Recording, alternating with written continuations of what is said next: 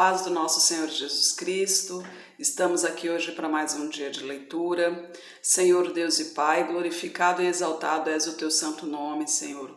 Eu te louvo, Pai, por mais uma vez, Senhor, poder estar estudando a tua palavra, Pai. Que ela nos ensine, Senhor, nos inspire cada vez mais, Pai. Que nos direcione sempre a ti, em nome de Jesus.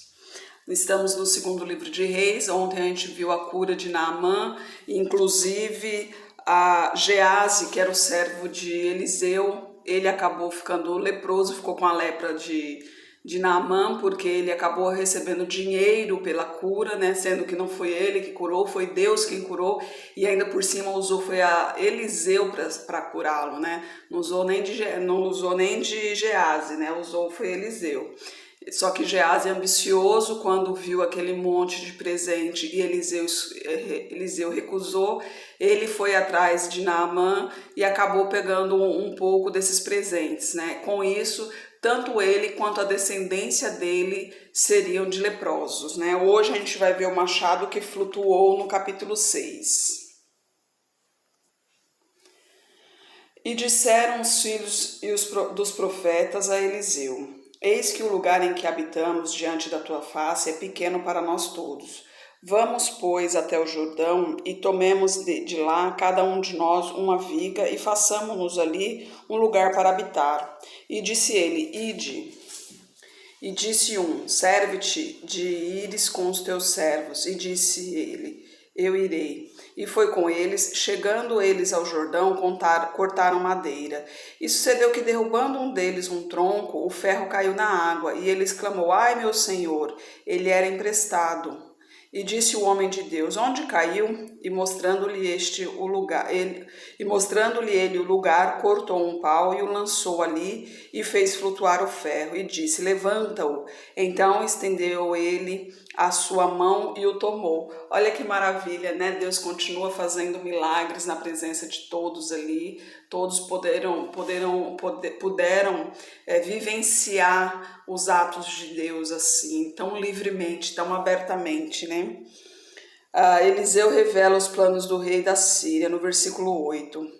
E o rei da Síria guerreou contra Israel e consultou os seus servos, dizendo: Em tal e tal lugar estará o meu acampamento. Mas o homem de Deus enviou ao rei de Israel, dizendo: Guarda-te de passares por tal lugar, porque os sírios desceram ali.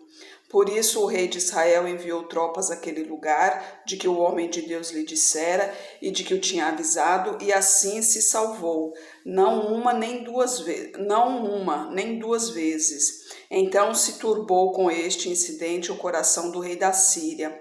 Chamou os seus servos e lhes disse: Não me farei saber quem dos nossos é pelo rei de Israel?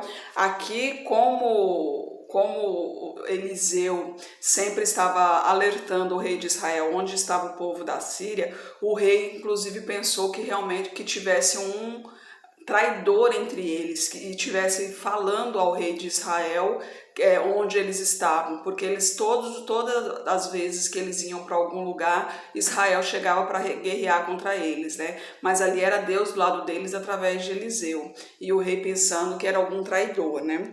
Aí continuando no versículo 12, e disse um dos servos: Não, ó rei meu senhor, mas o profeta Eliseu que está em Israel faz saber o rei de Israel as palavras que tu falas no teu quarto de dormir. E ele disse: Vai e vê onde ele está, para que eu mande prendê-lo. E fizeram-lhe saber, dizendo: Eis que está em Dotã.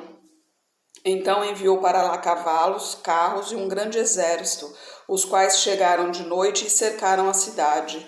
E o moço do homem de Deus se levantou muito cedo e saiu. E eis que um exército tinha chegado à cidade com cavalos e carros. Então seu moço lhe disse: Ai, meu senhor, que faremos? E ele disse: Não temas, porque mais são os que estão conosco do que os que estão com eles, com certeza, né? Muito mais são os anjos de Deus que estão conosco, né? A força de Deus que está conosco, o direcionamento de Deus, a proteção de Deus que está conosco, do que qualquer exército do mundo, né? E versículo 17, e orou Eliseu e disse: Senhor, peço-te que lhe abra os olhos para que veja. E o Senhor abriu os olhos do moço e viu, e eis que o monte estava cheio de cavalos e carros de fogo em redor de Eliseu. E como desceram a ele, Eliseu orou ao Senhor e disse: fere, peço-te, esta gente de cegueira. E feriu-a de cegueira, conforme a palavra de Eliseu. Então Eliseu lhes disse: não é este o caminho, nem é esta a cidade. Segui-me e guiar-vos-ei ao homem que buscais. E os guiou a Samaria. E sucedeu que, chegando eles a Samaria, disse Eliseu: ó Senhor, abre a este os olhos para que vejam. O Senhor lhes abriu os olhos para que vissem, e eis que estavam no meio de Samaria. E quando o rei de Israel os viu, disse a Eliseu: feri-los-ei, meu pai. Mas ele disse: não os ferirás, ferirás tu os que tomastes prisioneiros com a tua espada e com o teu arco? Põe-lhes diante pão e água para que comam e bebam e se vão para o seu senhor. E apresentou-lhes um grande banquete, e comeram e beberam. Então os despediu e foram para o seu senhor, e não entraram mais tropas de sírios nas terras de Israel. Aqui foi uma forma de apaziguar, né?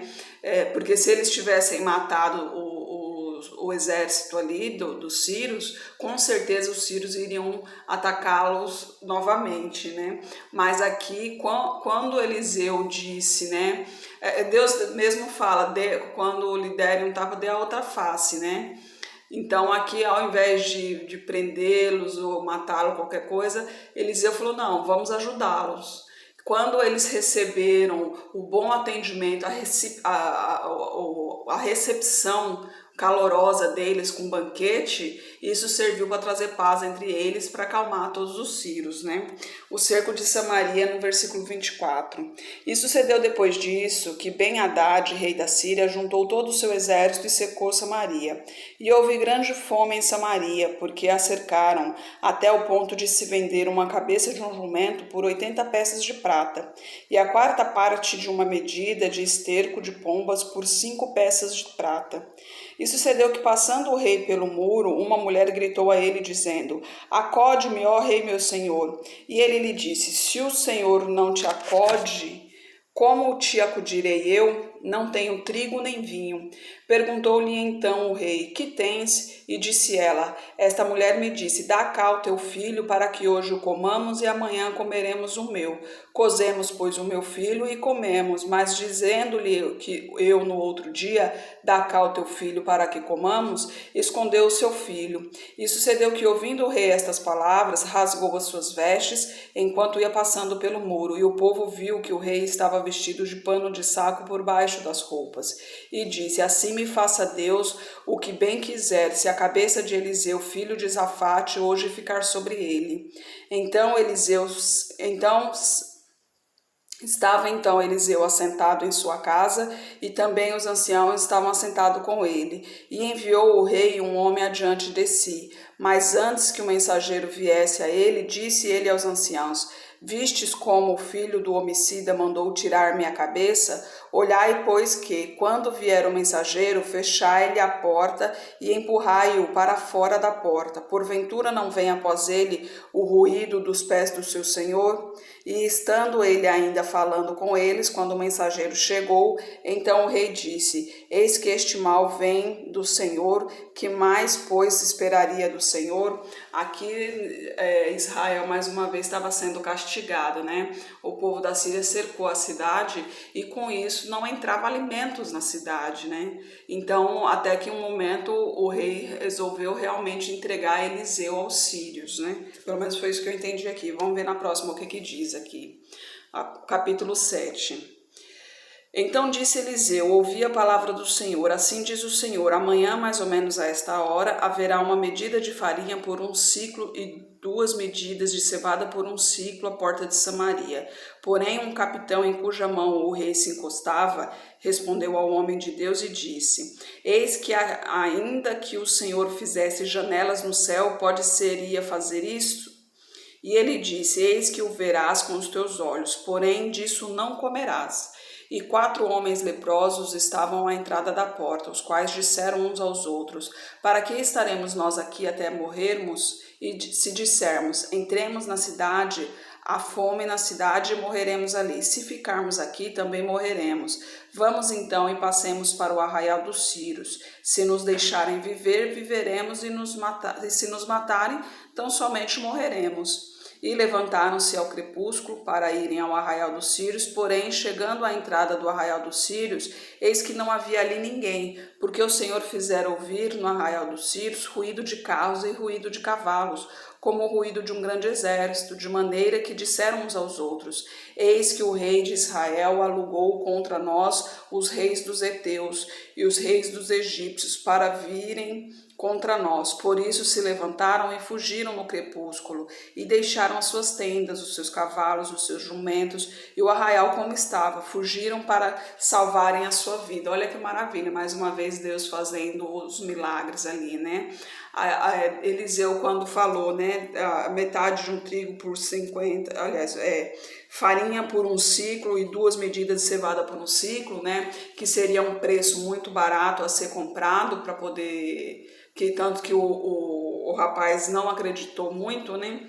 Quando ele falou isso é porque Deus já estava planejando já os seus milagres ali, né? Deus fez com que fizesse muito barulho, né? Carros, cavaleiros, deu a entender que muitos exércitos, um exército imenso estava vindo contra a Síria.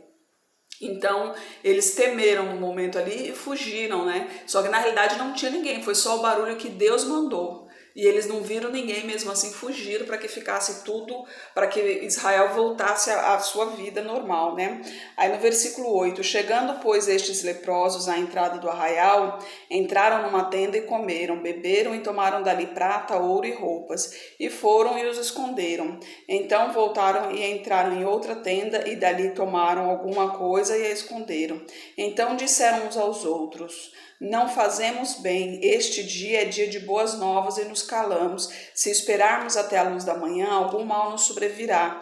Por isso agora vamos e anunciaremos à casa do rei. Aqui os leprosos viram que ali foi uma força divina, né? Foi a intervenção de Deus que fez isso, para livramento de Israel. E eles estavam comendo calado ali, estavam se agradando de tudo que tinha ali, calados, né? Até que eles se tocaram que realmente foi o poder divino ali, foi a vontade de Deus para a liberdade de Israel. Então, se eles continuassem ali no egoísmo, que fosse só para eles, um mal com certeza sobreviveria sobre eles, né?